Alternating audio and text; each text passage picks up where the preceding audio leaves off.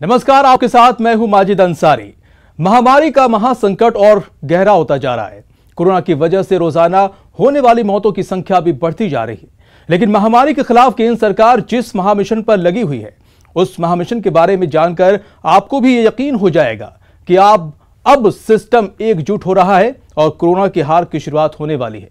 आज हम अपने इस खास शो में आपको ये बताने वाले हैं कि कैसे केंद्र सरकार हर एक जिंदगी बचाने की मुहिम में लगी हुई है। तो शुरू करते हैं आज का ये खास शो, जीत जाएंगे हम।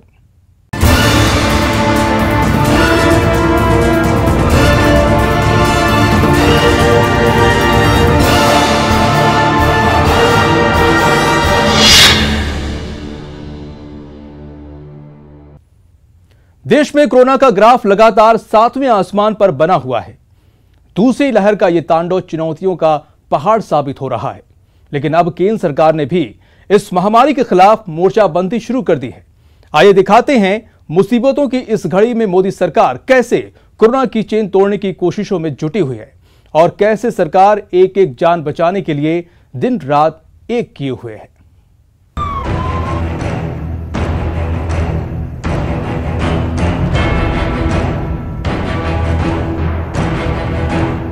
एक मंत्र जो हमें लगातार हम सबको कहना होगा, दवाई भी और कड़ाई भी। भाई ठीक है, तुमने दवाई ली है, लेकिन तुम्हें बाकी संभालना तो पड़ेगा ही पड़ेगा। ये हर हेल्थ का नियम है जी, ये कोई इस बीमारी के लिए नहीं है, ये हर बीमारी के लिए है।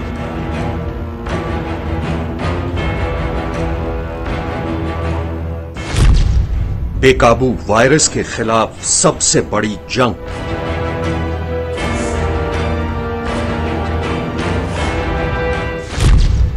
महामारी की रफ्तार पर ब्रेक लगाने की मुहिम।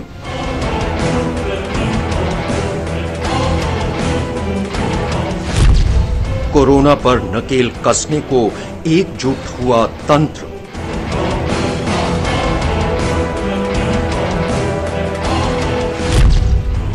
देश भर में लगाए जाएंगे ऑक्सीजन प्लांट। कोरोना के खिलाफ जिस जंग को 1 साल से ऊपर हो चुका है, वो जंग कब अपने आखिरी पड़ाव पर पहुंचेगी, ये अब तक एक सवाल बना हुआ है। लेकिन इस बीच वो आंकड़े और डरा देते हैं जो महामारी के रजिस्टर में रोजाना दर्ज हो रहे हैं।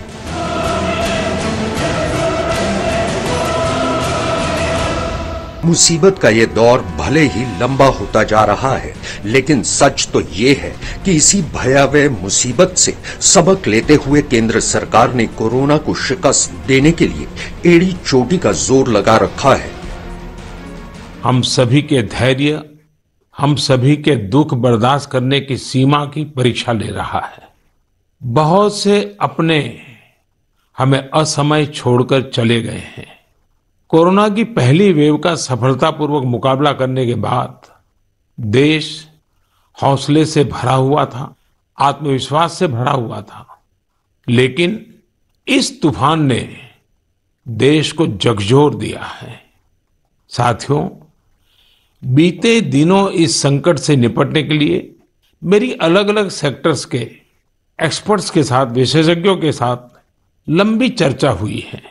हमारी फार्मा इंडस्ट्री के लोग हों, वैक्सीन मैन्युफैक्चरर्स हों, ऑक्सीजन के प्रोडक्शन से जुड़े लोग हों या फिर मेडिकल फील्ड के जानकार, उन्होंने अपने महत्वपूर्ण सुझाव सरकार को दिए हैं। इस समय हमें इस लड़ाई को जीतने के लिए एक्सपर्ट्स और वैज्ञानिक सलाह को प्राथमिकता देनी है। राज्य सरकार के प्रयत्नों को आगे बढ़ाने में भारत सरकार पूरी शक्ति से जुटी हुई है। राज्य सरकारें भी अपना दायित्व निभाने की पूरी कोशिश कर रही हैं। साथियों, कोरोना के खिलाफ इस समय बहुत बड़ी लड़ाई देश के डॉक्टर और हेल्थ वर्कर्स लड़ रहे हैं। पिछले 1 साल में उन्हें इस बीमारी को लेकर हर तरह के अनुभव भी हुए हैं। भारत जैसे घनी आबादी वाले देश में कोरोना के खिलाफ लड़ाई हरगिज आसान नहीं हो सकती। यही वजह है कि दूसरी लहर का सामना करने के लिए पूरा सरकारी अमला एकजुट हो चुका है। एक तरफ केंद्र सरकार राज्यों को ऑक्सीजन से मदद कर रही है, तो दूसरी तरफ केंद्र सरकार ने एक मास्टर प्लान भी तैयार किया ताकि कोरोना पर ब्रेक लग सके। सरकार की कोशिशों का अंदाजा ऐसे ही लगाया जा सकता है कि व्यवस्थाओं के सारे दरवाजों को कोरोना वायरस के खिलाफ खोल दिया गया है। इसी कड़ी में देश में ऑक्सीजन की किल्लत को दूर करने के लिए मोदी सरकार ने बड़ा ऐलान किया है। सरकार के इस फैसले के तहत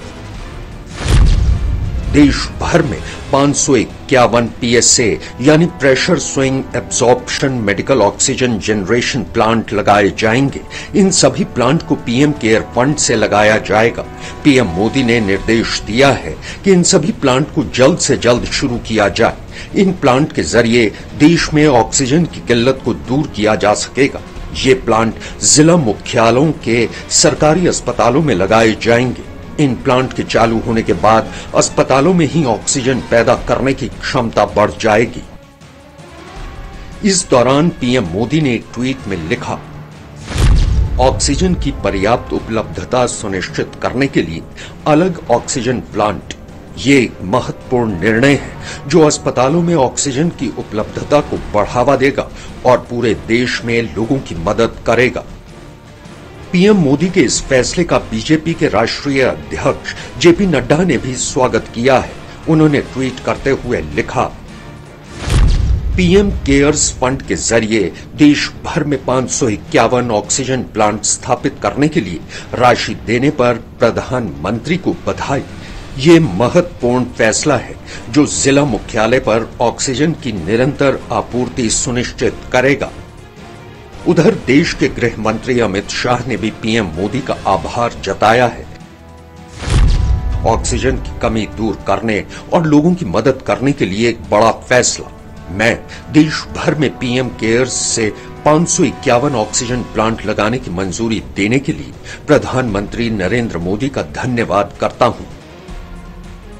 दरअसल देश में महामारी का ये ऐसा समय है जब तमाम राज्यों में ऑक्सीजन से लेकर वैक्सीन तक की भारी किल्लत देखी जा रही है। लेकिन सच तो ये है कि सरकार ने इन तमाम कमियों को दूर करने के लिए हर स्तर पर अपनी कोशिशों को अंजाम देना शुरू कर दिया है। शनिवार को आयोजित एक बैठक में सरकार ने वैक्सीन और ऑक्सीजन की सप्लाई पर बड़ा कदम उठाया है।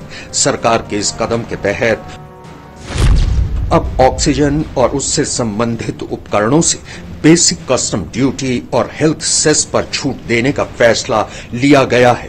यह फैसला इसलिए लिया गया है क्योंकि देश भर में इस वक्त ऑक्सीजन और उससे जुड़े उपकरणों की बहुत ज्यादा जरूरत है।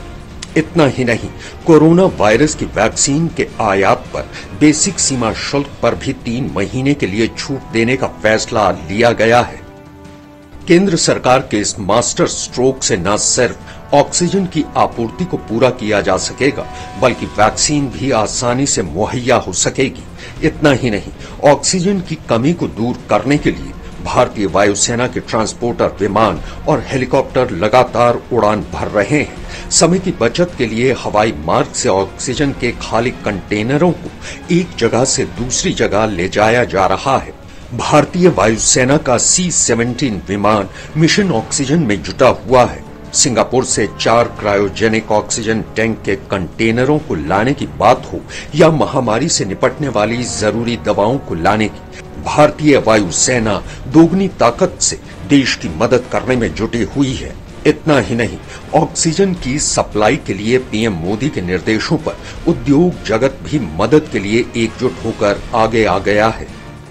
इस बार कोरोना संकट में देश के अनेक हिस्से में ऑक्सीजन की डिमांड बहुत ज्यादा बढ़ी है। इस विषय पर तेजी से और पूरी संवेदनशीलता के साथ काम किया जा रहा है। केंद्र सरकार, राज्य सरकारें, प्राइवेट सेक्टर सभी की पूरी कोशिश है कि हर जरूरतमंद को ऑक्सीजन मिले। ऑक्सीजन प्रोडक्शन और सप्लाई को बढ़ाने के लिए भी कई स्तरों पर उपाय किए जा रहे हैं। राज्यों में नए ऑक्सीजन प्लांट्स हो, 1 लाख नए सिलेंडर पहुंचाने हो, औद्योगिक इकाइयों में इस्तेमाल हो रही ऑक्सीजन का मेडिकल इस्तेमाल हो, ऑक्सीजन रेल हो, हर प्रयास किया जा रहा है। कोरोना काल की ये मुश्किलें भले ही पहाड़ सी हो चुकी हैं, लेकिन सरकार की एकजुट कोशिशें इस पहाड़ को भी ढहा सकती हैं और इसी कोशिश को अंजाम तक पहुंचाने के लिए सरकार दिन रात जुटी है। ये घड़ी ऐसी है कि हर तरफ मुसीबतों का अंबार नजर आ रहा है, लेकिन एक सच ये भी है कि ऐसी ही मुसीबतें पूरे तंत्र को सबक देती हैं और यही वजह है कि केंद्र सरकार अपने पिछले अनुभवों से सीखते हुए इस बार बेहद तेजी से लोगों के पास हर स्तर पर मदद पहुंचाने में जुटी हुई है। फिर चाहे बात ऑक्सीजन की हो या जीवन रक्षक दवाओं की हो या फिर वैक्सीन की, एकजुटता के मंत्र के साथ कोरोना को हराने की कोशिशें तेज हो गई हैं।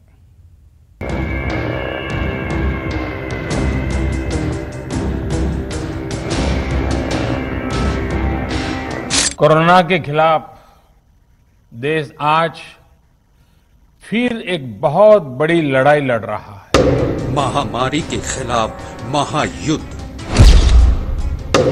कोरोना काल में एकजुटता का मंत्र, गांव-गांव तक वैक्सीनेशन का प्लान। महामारी का ये दौर कोई एक मुसीबत लेकर नहीं आया है। इस वक्त एक साथ कई चुनौतियों का सामना पूरा देश कर रहा है। कहीं दवाओं की किल्लत है, कहीं अस्पताल में बेड कम पड़ रहे हैं, कहीं वैक्सीन की कालाबाजारी हो रही है, तो कहीं जीवन रक्षक दवाओं की किल्लत देखी जा रही है। मुसीबत की ये लहर हर तरफ से देश को घेरे हुए है, लेकिन सच तो ये है कि महामारी के खिलाफ केंद्र महायुद्ध का शंखनाद कर चुका है। मैराथन बैठकों के जरिए राज्यों को वक्त वक्त पर सही दिशा निर्देश दिए जा रहे हैं। इसी कड़ी में देश के प्रधानमंत्री ने राज्यों को एकजुटता का मंत्र दिया है। पीएम मोदी ने राज्यों के साथ की गई बैठक में दावा किया है कि अगर हम एक राष्ट्र की तरह काम करेंगे तो संसाधनों की कोई कमी नहीं होगी।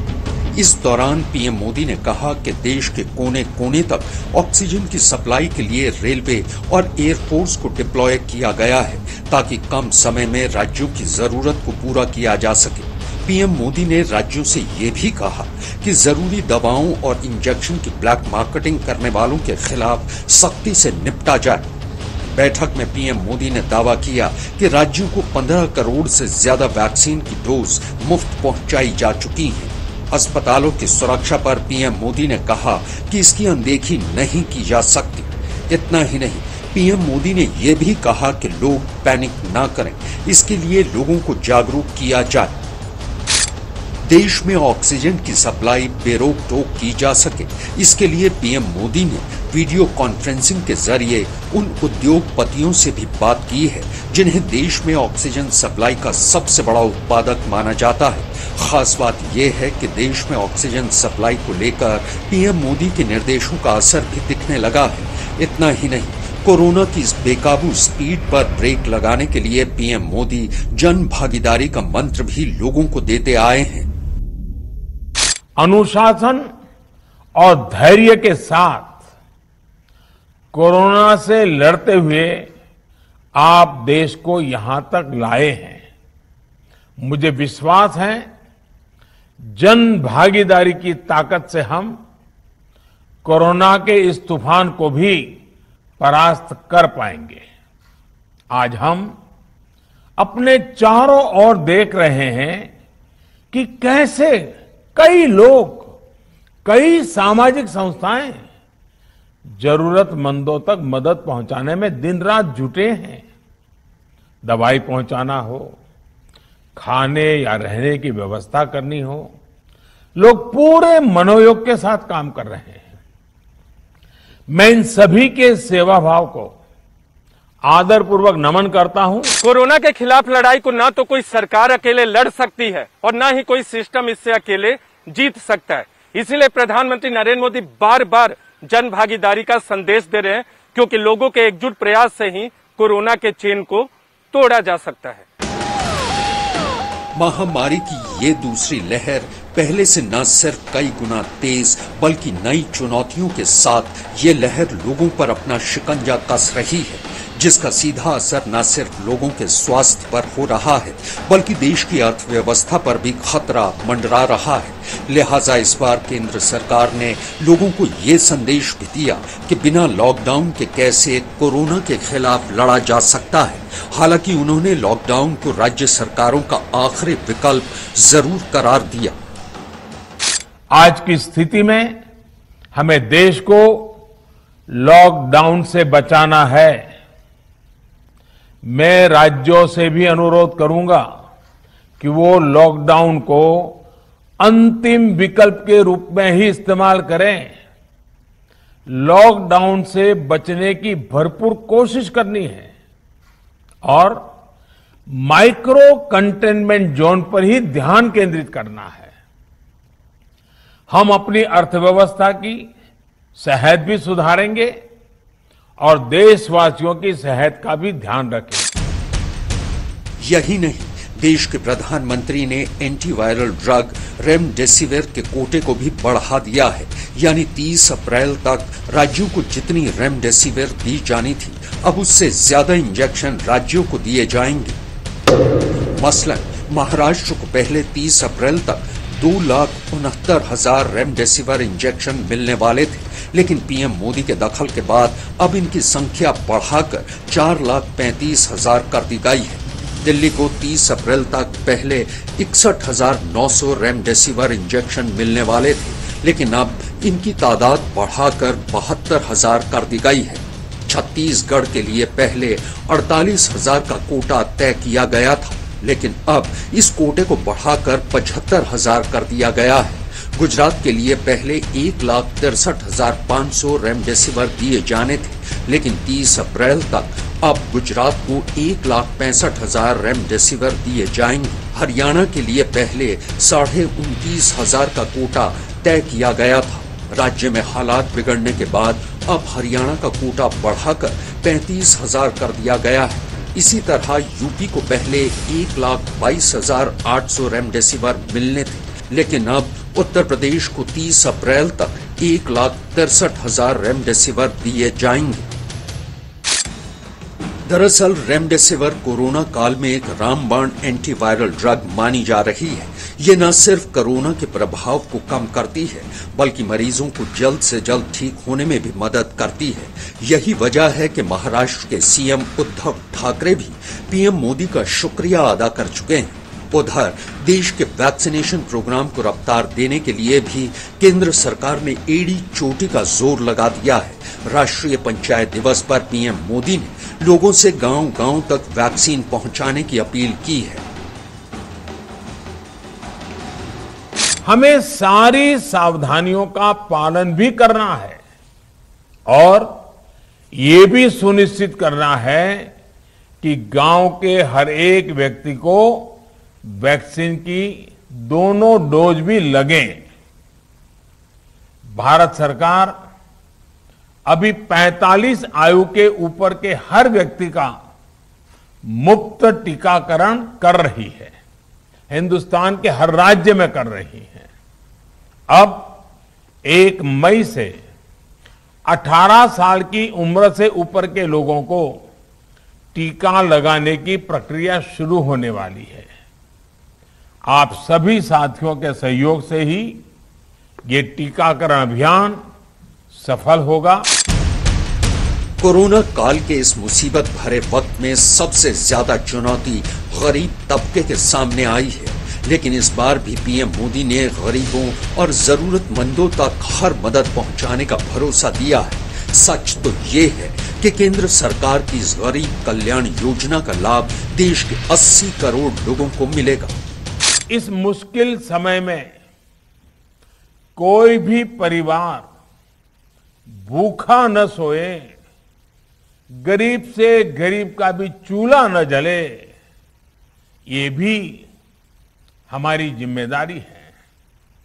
कल ही भारत सरकार ने प्रधानमंत्री गरीब कल्याण योजना के तहत मुफ्त राशन देने की योजना को फिर से आगे बढ़ाया है।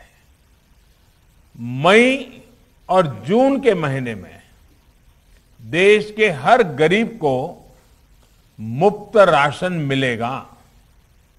इसका लाभ 80 करोड़ से ज्यादा देशवासियों को होगा। इस पर केंद्र सरकार 26,000 करोड़ रुपए से अधिक खर्च करेगी। साथियों, ये राशन गरीबों का है, देश का है।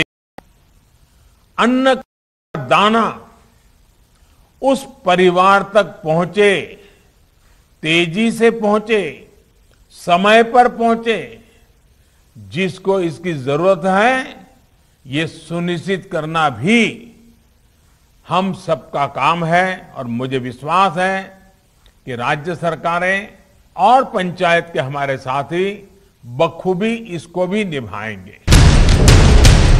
कोरोना काल की इस दूसरी लहर का ये समर कब थमेगा, ये कोई नहीं जानता, लेकिन इतना तय है कि सरकार के प्रयास और एकजुटता का मंत्र इस वायरस पर नकेल जरूर कस सकता है।